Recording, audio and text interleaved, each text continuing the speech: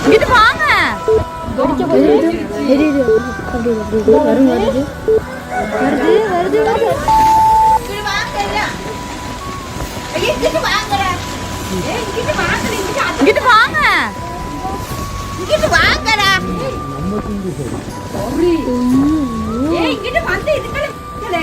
நாட்டுக்கே red alert. Ravanan மண்ணை ஆட்கொண்ட தித்வா புயலின் கோர தாண்டவ.